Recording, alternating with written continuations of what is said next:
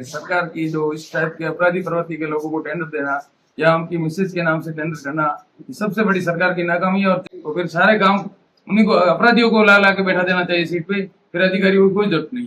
जो आदमी 2016 में मर्डर केस में सेम इसी पत्थर के मामले में, खदान के मामले में जो जेल जा चुका है, उसी आदमी की मिसेज के नाम से टेंडर लेकर वो फिर आके जैसलमेर में या कुछ दूसरा जालौर बनाना चाहता है क्या? इनकी गाड़ी आई है, हमारे अंदर गाड़ी के अंदर घुसी है कम से कम 120 की स्पीड से, और 120 की स्पीड से गुजरे में उसकी बॉडी के अंदर जो आदमी बैठे थे पीछे से 2 आदमी बॉडी से उछल के हमारी गाड़ी के ऊपर से वापस गिरे। नया वित्तीय वर्ष शुरू होते ही जो है वो रॉयल्टी नाका और ट्रक यूनियन का विवाद शुरू हो गया। ज्ञापन वार्ता से शुरू हुआ ये विवाद, फिर लाठी पाठा जंग और आगजनी तक पहुंच गया। यहाँ तक कि करीबन 26 लोगों को पुलिस ने हिरासत में भी ले लिया है। हमारे साथ ठेकेदार यूनियन के जो सचिव है, अध्यक्ष है, इनसे बात करते हैं क्या पूरा मामला है, क्या रही वजह जिससे विवाद जो है वो ज्ञापन वार्ता से लेकर आगजनी और झगड़े तक चला है। ये नियमन जो मार्च के बाद 1 अप्रैल को ये ठेका हुआ है, ठेका इस बार कोई बोली में इन्होंने 4 गुना, जैसे पहले 2.5 करोड़ का था, ये 10 करोड़ से आगे लेके चले गए हैं। तो वो उनका सरकारी प्रोसेस में हमें ऐसा इसी आधार पे हमें पता चला था कि भाई ठेका लेने वाले जैसे आदमी थे उनके पता चला, और ग्रुप का वैसे ही पता चला, तो हमें भय था क्योंकि उनके नेचर से, व्यवहार से जानकारी हमें मिली थी कि ऐसा कुछ घटना नहीं घटे। इसलिए हमें 1 तारीख को फर्स्ट दिन ही जिला कलेक्टर को हमने ज्ञापन दे के सूचित किया था, कलेक्टर साहब ऐसा कोई घटना या ऐसा भय का माहौल बना हुआ तो इसको, क्योंकि उनको भिड़ते ही फर्स्ट दिन ही गाड़ियां रुकवा के उन्होंने 5-5 गुना वसूली भी 2-3 गाड़ियों से फोन पे पेमेंट भी कराया था। फोन पे पेमेंट किया हुआ वो भी हमारी पर्चियां पड़ी है, 2 गाड़ियों के साथ जैसे 5 गुना पेमेंट लेना। तो वो ऐसा विरोध में हमने उनके तरीका जो रवैया था वो रास नहीं आया, हमें अच्छा नहीं लगा कि भाई ये भय का था उनका जो, तो वो हमें भय होने के पश्चात हम जिला कलेक्टर एसपी साहब को सूचित करते हैं। उसके बाद माइनिंग ऑफिस में जाते हैं, माइनिंग ऑफिस में उसके कुछ प्रतिनिधि ठेकेदार के आते भी हैं, तो हम माइनिंग ऑफिस एमई साहब के सामने हम तय करते हैं साहब जो नियमन 40 रुपए टन होता है वसूली, हम वो देने के लिए तैयार हैं। तो इन्होंने कहा भाई आपके गाड़ी में 100 ग्राम भी ज्यादा नहीं आना चाहिए, ये नहीं आना चाहिए, वो नहीं आना चाहिए, ऐसा करके उस टाइम भी उन्होंने मांग मानी नहीं। तो हम आगे वापस हमने ठेकेदार एसोसिएशन ने मिलकर एक तय किया कि अपन को टीपी कटवा के एकदम नियम में 1 घंटा अपन को गाड़ी खड़ी करके पूरा एकदम नियम में गाड़ियां चलानी है। तो इसको अपन तय करके हमने गाड़ियां शुरू की। जैसे ही हमने गाड़ियां शुरू की 2 दिन गाड़ियां शांति प्रिय चली। 2 दिन चलने के पश्चात ठेकेदार को ये लगा कि ये अंडरलोड और नियमन में टीपी कटवा के और ये रोटी रवाना से चलेंगे तो मैं जो 4 गुना ठेका लेके आया हूँ वो मैं कैसे वसूल करूंगा। तो उन्होंने एक प्री प्लान लड़के इकट्ठे करके बाहर से अपराधी प्रवृत्ति के आदमी इकट्ठे करके और वो उन्होंने घात लगा के हमको जानबूझ करके वहां नाके पे रवाना की गाड़ियां जो नियमन में सही थी उन गाड़ियों को सुबह 6 बजे से लेके 10 बजे तक रोक के रखी। जैसे ही हम वहां गए तो हमसे उन्होंने धक्का मुक्की करके इनको ऐसे करो, ऐसे मुकदमों में फंसाओ, पीटो, ये करो, हाँ वो उलट किया। तो हम तो 8-10 आदमी थे, गाड़ियां वापस घुमा ली। तो फार्म हाउस जा रहे विधायक साहब के लड़के को भी हमने सूचना दी, ऐसा देखो प्रतिनिधि तो सत्ता के पक्ष में है तो उन्हीं के आगे कहेंगे कि भाई हमें न्याय तो कौन देगा, ये अननेसेसरी। हमने वहां गए उससे पहले हमने माइनिंग पुलिस को सूचना दी, वो भी वहां मौजूद थी। उसके पश्चात उन्होंने वहां से तो हम निकल गए तो उन्होंने गाड़ियां लेके विधायक के लड़के के ऊपर हमला कर दिया। उन्होंने पीटा ताकि यहाँ जिले में भय बनाए, इन्हीं को पीट दें ताकि बाकी वाले ऑटोमेटिक जैसे हम मनमानी वसूली करेंगे वो करते रहेंगे। ऐसा आरोप है ठेकेदार का कि आप लोगों के ऊपर आरोप है कि आपने टोल नाके पर आगजनी की है, क्या सच्चाई क्या है? ये उनका, ये देखो ये अपराधी प्रवृत्ति के लोग हैं, इनको पूरा कहानी ऐसे बनाना, उनको पूरा पता है कि हम किस जगह मारपीट करेंगे। इनको तो आदमी को मारते 2 मिनट लगेंगे। जो कल की घटना थी उसमें यदि एयर बैग गाड़ी के नहीं खुलते तो ये एक हत्या का प्रयास हो जाता। तो यदि देखो आगजनी की घटना होती, हमने की होती तो ये पुलिस प्रशासन के पास चले जाते तो हम ऑटोमेटिक सच्चाई यदि प्रशासन जांच कर लेता और हम दोषी पाए जाते।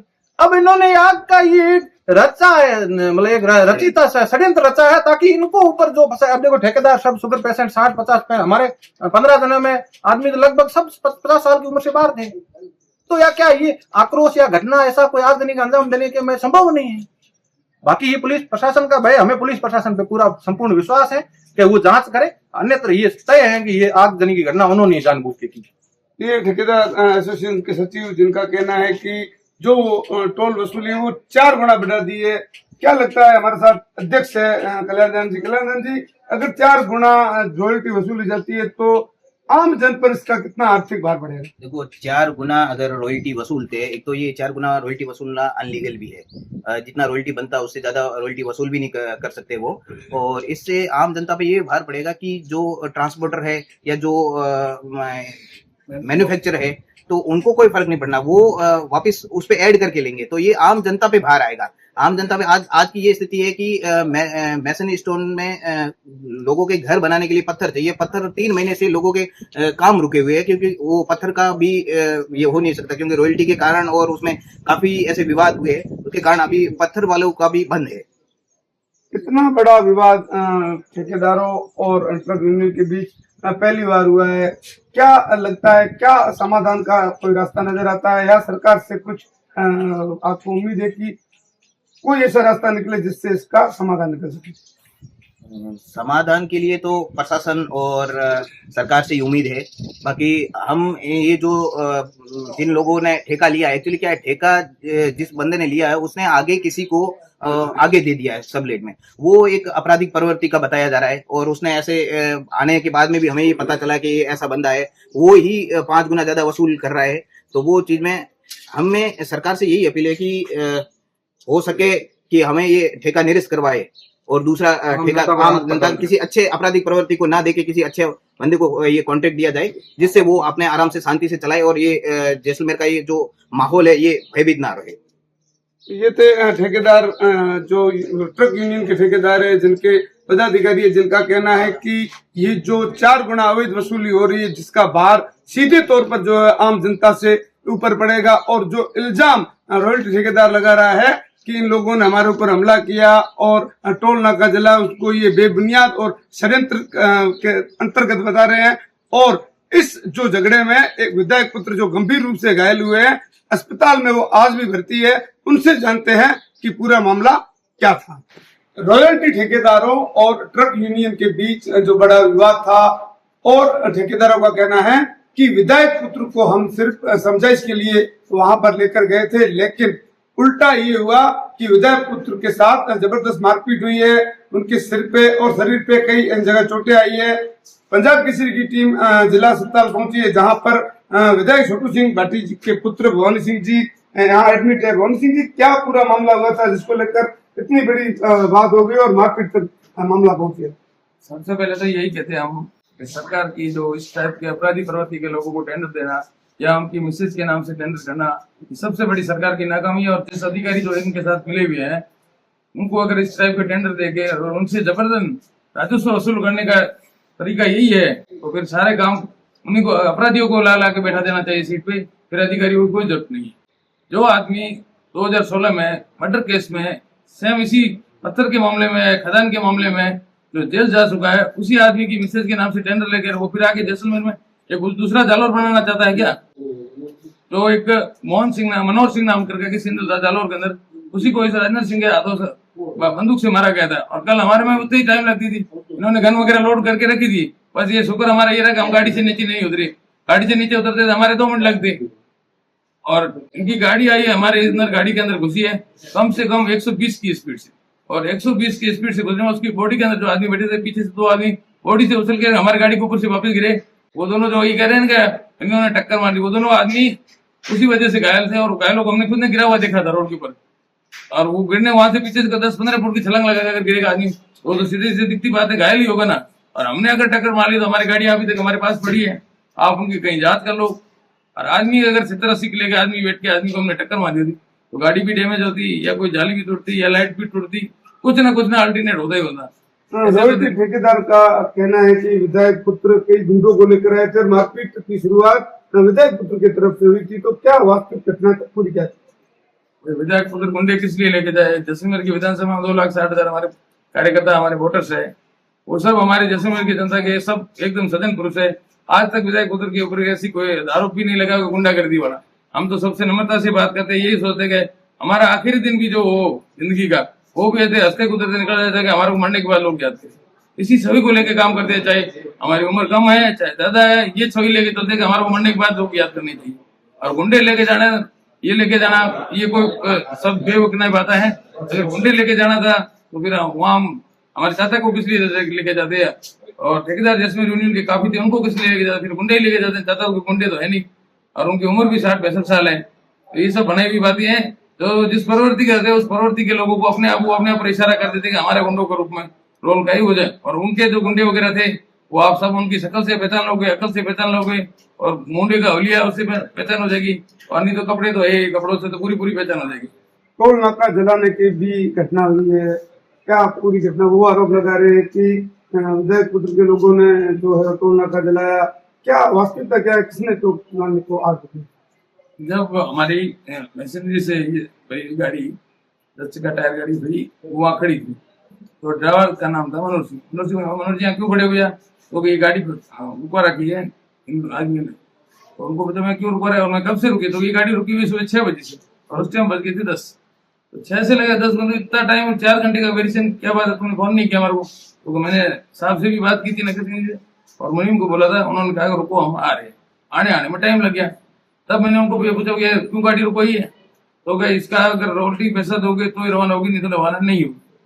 तो रवाना क्यों नहीं होगी? तो आगे आपने मूंगी की गाड़ी रुकवा दी, या तो मूंगी की ले लो या सोलन की ले लो, दोनों में से एक ही रोटी होगी, नहीं दोनों तो कैसे होगी? ऐसा तो कोई भारत का नियम ही नहीं, एक माल की 2 रोटी लगी, तो नहीं यहाँ तो जाएगी, उसको जाने गए। अब फिर उन्होंने कहा हमारे टेंडर भी 2 है। फिर बात आई कि वो लड़के कह रहे थे हमारे टेंडर 2 है, एक तो है हमारा मैसन स्टोन का टेंडर, एक लाइम स्टोन का। तो आप सोलिंग लेके जा रहे हो, जो फातरी जिसको बोलते हैं, फकीर जिसको बोलते हैं, उसको हम इसको मैसन स्टोन में ऐड नहीं करें, तो किसमें करे हो? तो इसको हम लाइम स्टोन में करे हो। यही लाइम स्टोन में कैसे होगा? हम भी ठेकेदारी कर रहे हैं 20 साल से, तो नहीं आप क्या होता होगा हमारे इधर, हमने इस टेंडर को इस सब्जेक्ट में ले लिया, तो भाई ये माल में क्रेशर पे जाएगा, तो चाहे क्रेशर पे ले जाओ, चाहे घर बनाओ जाके, चाहे होटल बनाओ, चाहे गार्डन बनाओ, हमारे को उससे कोई मतलब नहीं है। हमारी साइज से जो ऊपर बड़ा पत्थर है उसको हम सब इसको लाइम स्टोन के अंदर करेंगे। क्या लगता है कि 3-4 गुना जो ये रॉयल्टी वसूल कर रहे हैं, आम जनता, जैसलमेर की जनता पर कितना प्रभाव पड़ेगा? जैसलमेर की जनता के अंदर प्रभाव तो क्या पड़ेगा, आप पूछो मत, इतने गलत नतीजे आएंगे, कोई मकान नहीं बना पाएगा। हम कह रहे हैं, हम जैसे 20 साल से काम कर रहे हैं, ऐसे कर रहे सिस्टम, हम भी 1 महीना ही चल सकते हैं। खाली 8,000 रुपया 10 चक्का रोटी की गाड़ी बहुत ज्यादा होती है, जो गाड़ी 6,000 में लोड होती है, और रोटी जो पहले दिन नजर थी उस हिसाब से निकलती है, तो 6,000 में निकल के पूरी रोड पे ऊपर आती है। उस गाड़ी का अगर 8,000 रुपया रेवेन्यू हो गया, तो फिर कौन मूंगे डलाएगा? कोई नहीं डला सकेगा। और ये तो ये, और दूसरी बात ये कह रहे बाड़मेर से जो मूंगे आ रहा है जैसलमेर की सीमा के अंदर, उसी के वहां हम नाका और लगाएंगे, वहां जो बाड़मेर का पत्थर आ रहा है उसकी भी हम रोटी लेंगे। तो भैया हमने कहा बाड़मेर से आ रहा है, उसका कैसे आप लोगे? तो नहीं, जैसलमेर के अंदर हो गई, मूंगा भरा हुआ है, जैसलमेर में टेंडर हमारा है, मतलब टोटल मिला के दादागिरी वाला काम। आप कह रहे हो कि जो रॉयल्टी ठेकेदार है, आपराधिक प्रवृत्ति का व्यक्ति है, कई मामले दर्ज है, लेकिन मीडिया बाइट दे रहा है, कल उसकी बाइट भी आई है, खुलेआम घूम रहा है, तो कहीं न कहीं पुलिस की कार्यप्रणाली पर प्रश्न नहीं करता? भाई इसका सबसे बड़ा क्वेश्चन अगर पूछना है तो अभी तो जैसलमेर में इस मामले में काम नहीं पड़ा है, वो अपराधी है, 2-3 दिन से घूम रहा है, कुछ ना कुछ तो उसमें उससे भय है। जब उसको छोड़ा हुआ है और फोन भी चालू, सब उसका सिस्टम चालू हो, ज्यादा दूर भी नहीं, 30 किलोमीटर दूर ही बैठा है, तो अब वो पुलिस में भय वगैरह है, ये अगर देखना तो नियर बाय चले जाओ जवर थाना में आबकारी अधिकारी के ऊपर राजेंद्र सिंह ने खुद ने गोली चलाई थी, गोली चलाने उसका हाथ फ्रैक्चर हो गया है। ऐसे अगर अधिकारियों में अगर वो गोली चला सकता है तो उस हिसाब से या तो उसकी कुछ ना कुछ कार्यप्रणाली पे हर किसी को डर है कि कहीं मार नहीं दी। ये है जैसलमेर विधायक छोटू सिंह भट्टी के पुत्र भवानी सिंह, जिनका कहना है कि जैसलमेर की आम जनता जो आर्थिक नुकसान होने वाला है, जो रॉयल्टी ठेकेदार है, जो 4 गुना पैसा वसूल करना है, तो जनहित के लिए ये जो थे वो उनको समझाइश करने के लिए गए थे, लेकिन उनके ऊपर जानलेवा हमला होगा। लेकिन इनका फिर भी कहना है कि ये अंतिम सांस तक जैसलमेर की जनता के लिए यूं ही लड़ते रहेंगे, चाहे इनके ऊपर किसी भी तरीके के हमले हो। रही बात रॉयल्टी ठेकेदार की, तो इनका आरोप है कि वो एक आपराधिक प्रवृत्ति का व्यक्ति है, जिसने कई तरीके के अपराध कर रखे हैं और यहाँ तक कि अधिकारियों के ऊपर गोलीबारी भी कर चुका है। लेकिन पुलिस प्रशासन के बिना भय से वो आज भी जैसलमेर में यहाँ आकर बस गया है और मनमाने तरीके से यह कहे कि गुंडागर्दी के तरीके से यहाँ पर रॉयल्टी वसूलना चाहते हैं, जो कि ये लोग कतई मंजूर नहीं करेंगे। कैमरा पर्सन राणू गोयल के साथ गणपत दैया, पंजाब केसरी न्यूज, जैसलमेर।